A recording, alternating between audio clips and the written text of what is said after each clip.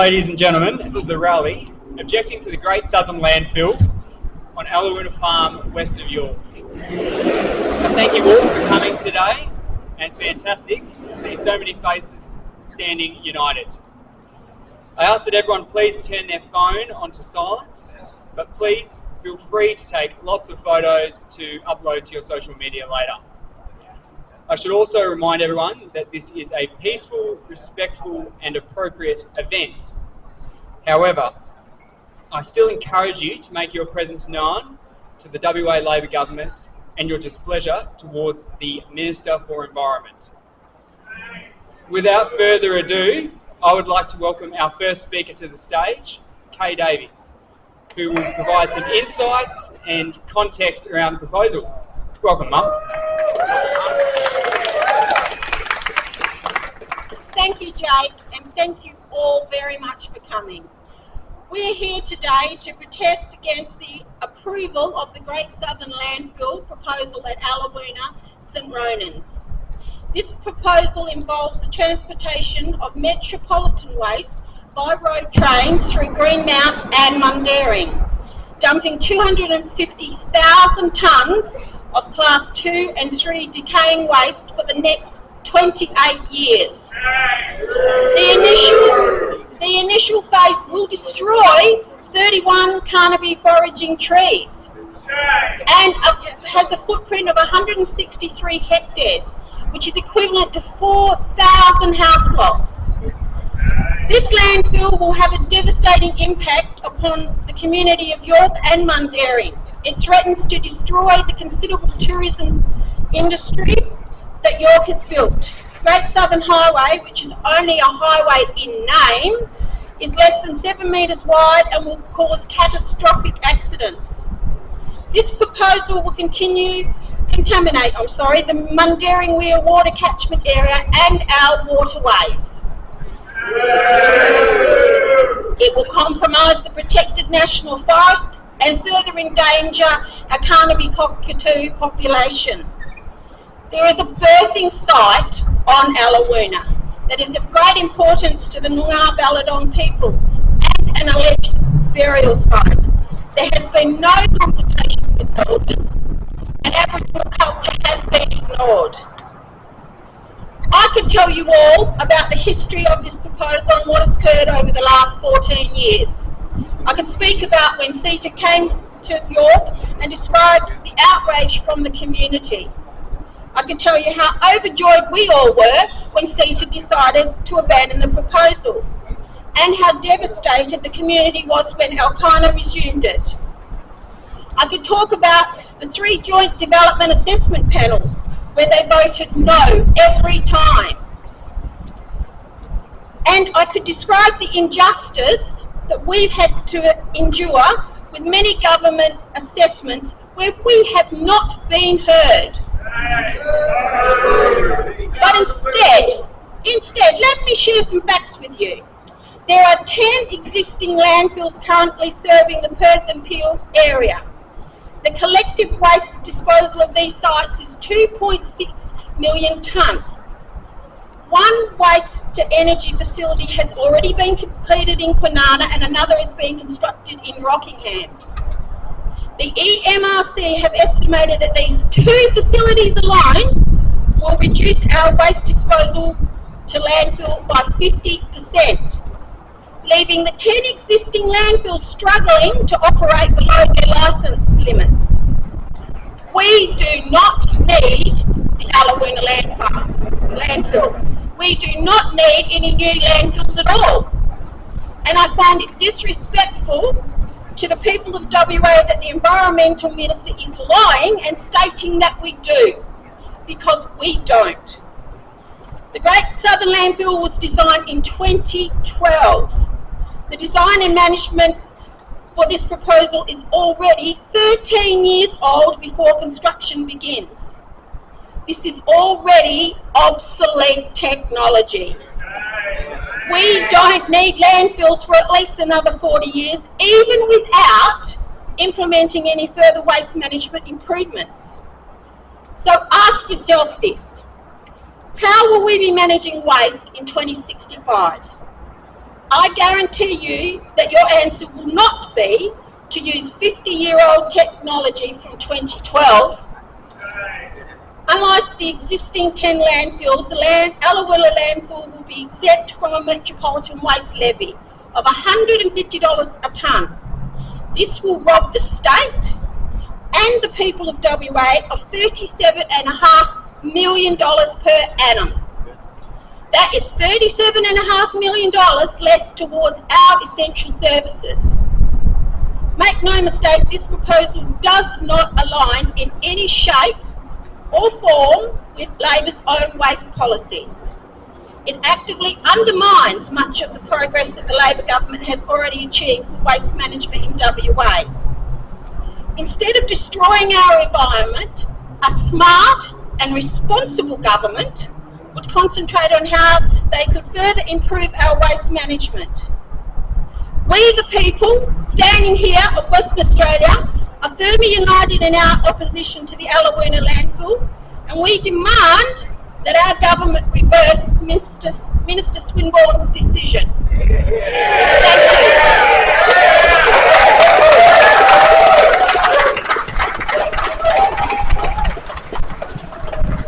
Thank you very much for that stirring speech.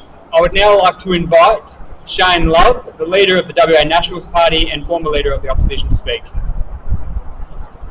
Thanks very much, Jake, and thank you, Kay, for all you've done to stand up for your community for these many years. And I sat behind another warrior for the Central Wheatbelt for many, many years in Parliament, in Mia Davies, and I've heard her many times speak out against this landfill proposal over the years. And the reasons why she put that up was things like traffic. We know the road out there is not suitable for 250,000 tonnes of waste to come out on it every year. We know that there is no need for this facility. Kay has spoken about the waste-to-energy plants which are developing. I had meetings with the councils who are behind the Red Hill tip, and many of them have got out of it now because they were looking at losing 3/4 of their revenue flow by that waste-to-energy plants opening up down in Kwinana area. So we know that this rubbish tip is not needed. This is a slap in the face for the people of the Central Wheatbelt, the Avon Valley and the Hills in Western Australia. You've got two sterling members of Parliament here, in the member for Central Wheatbelt and the member for Kalamunda, who are going to take the fight up on this one, because we know this is not necessary, it's not right. I was actually the local member for 2J when Opal Vale was developed into a tip, and I stood with the community then because I knew that that was a disaster that was on its way. And what we've seen is successively happen with these proposals is that ministers for the environment go weak at the knees. They go weak at the knees and they give in. And they shouldn't. They should stand with the community, stand with the environment, and stand with the commitments that were made by the candidate for Central Wheatbelt for the Labor Party before the election. Speak up loud, and speak up proud.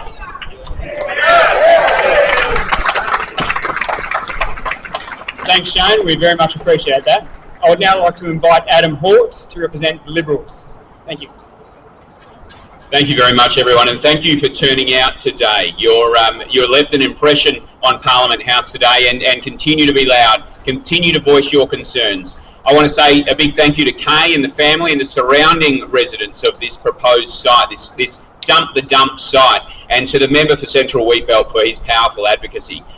In the election, let's be really, really clear, in the election in March, there were concerns raised about this tip. And so the people of Central Wheatbelt, the people of the Perth Hills, took it to Labor and said, will you build this tip? And what did they say? They said they wouldn't. They said they wouldn't build this tip. So to my surprise, the member for Central Wheatbelt comes to me a couple of weeks ago now and says they've approved it.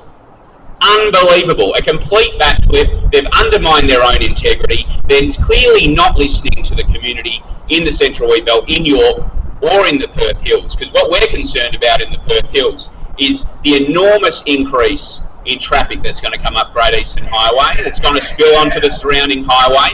We're worried about the impact on the environment, the impact on our forest, and our drinking water, the largest catchment of drinking water in the entire metropolitan area. It's going to have a tip on the catchment. It makes absolutely no sense.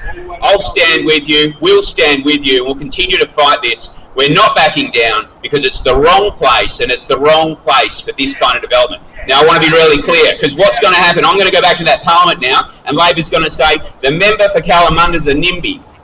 Well, I've already got a tip. We've got the Red Hill tip right on the border of the Kalamunda electorate, right in the Perth Hills, and that's okay. There's capacity there for years to come. This is the wrong site. There's a future for landfill in other locations. There's waste to energy. There's plenty of other options. This is not the right one. Keep up the fight. Thank you very much for the support from the Hills. I would now like to invite Brad Pettit, the WA leader of the Greens Party. Thanks, Brad. Thank you very much, and thanks to all of you for coming down. Can I say, I always love it when you get up here and you realise that if all the parties, bar the ALP, actually acknowledge that this is a really stupid idea. And there's good reasons for that, because they're literally, one, it's not needed, as Kay pointed out, it's not needed. Two, the ALP actually promised that they wouldn't be doing this. And at the heart of this is actually, frankly, that this government has failed to plan and failed to actually roll out a proper way of dealing with waste. Extraordinarily, we set targets for getting two-thirds of waste out of landfill, doing all these things for again and again. And we've failed to meet those. And then we end up with projects like this, in the wrong location, without the proper transport infrastructure to get there, damaging for communities, in absolutely the wrong spot and the wrong time. And sorry, without even talking about water. There are so many reasons, whether it be water, whether it be clearing of trees for black cockatoo habitat. There are so many reasons that we should not be doing this, especially in this location. This government needs to step up and have a proper waste plan that actually prioritises getting FOGO, prioritises recycling, and then ultimately waste to energy. In fact, making sure that we have so little landfill that new landfills like this aren't required. That's what they said they're going to do, but that's what they have failed to deliver. And good on you for coming down and holding them to account today. You have the Greens 100% backing.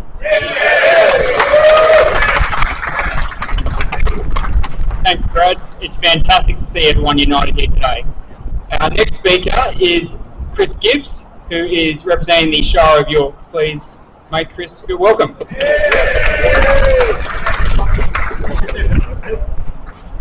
Thanks everyone for coming out. I'm Chris Gibbs, Shire President for the Shire of York. I'm a little bit tall. Okay. Local government is a very, very interesting space to work and survive and thrive in. We rely on partnerships with all the other levels of government. So to have members here today to help us work out a way to continue to advocate, continue to fight, and continue to resist what has already been outlined as a very questionable decision in terms of overall policy, and a questionable decision in terms of things that have been mentioned to us in the past, and in terms of positioning. We are 100 kilometres from our lovely Shire of York, 100 kilometres from the town of York, okay? It is something for everyone, not just the familiar faces who live there, not just for me who lives there, not for the people who have come from surrounding areas to support it, but an incredible place to visit because of its history, because of its primary production, because of its tourism. All of those things don't add up to landfill being put right there, in water catchment areas, okay, in the food bowl, at the gateway to the wheat belt, right, and all of the other shires and cities that these trucks may need to come through to get there in the first place.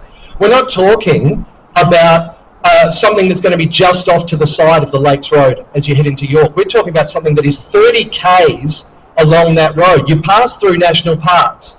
How many of you have seen those lovely sites where you have to slow down for a family of emus to walk across the road? You can't buy that. You can only go and see that. York has got that.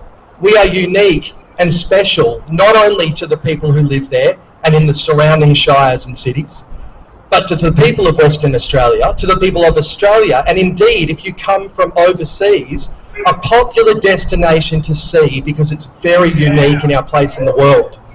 And let's keep it that way, all right? I thank all of the members here today who have taken such time to help us raise awareness of what's going on here. The Shire of York Council remains committed. The Shire of York administration remains committed. We are the community, we stand with the community, and we look forward to continuing to navigate this for good results for our Shire. Thank you.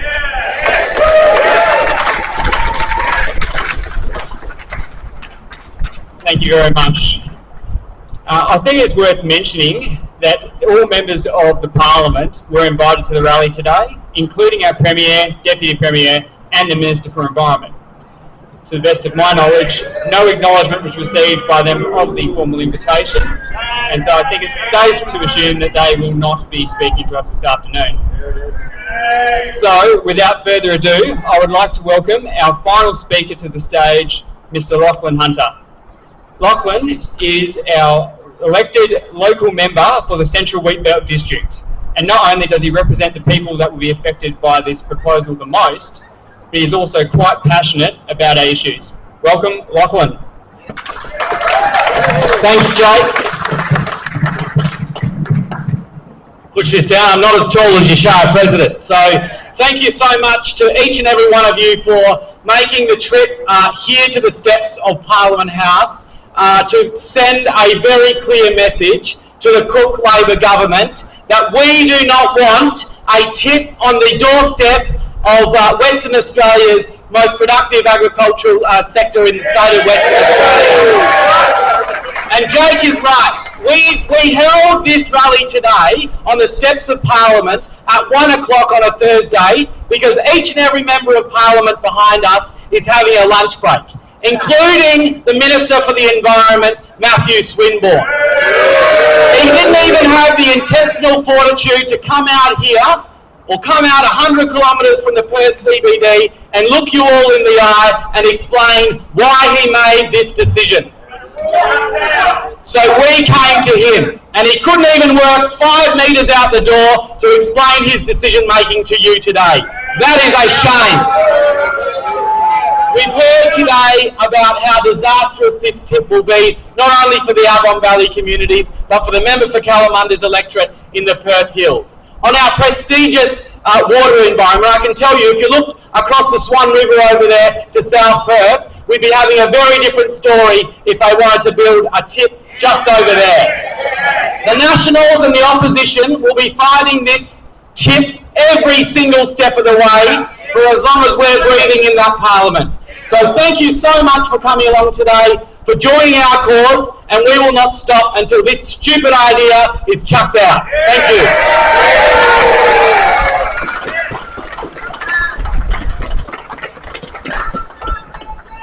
Well, thank you everyone for coming. I believe we should all gather around to grab some choice photos for social media, if everyone's keen. Yes. And that will officially end the rally. Thank you. Clean water, clean food, clean water, clean food. Stop the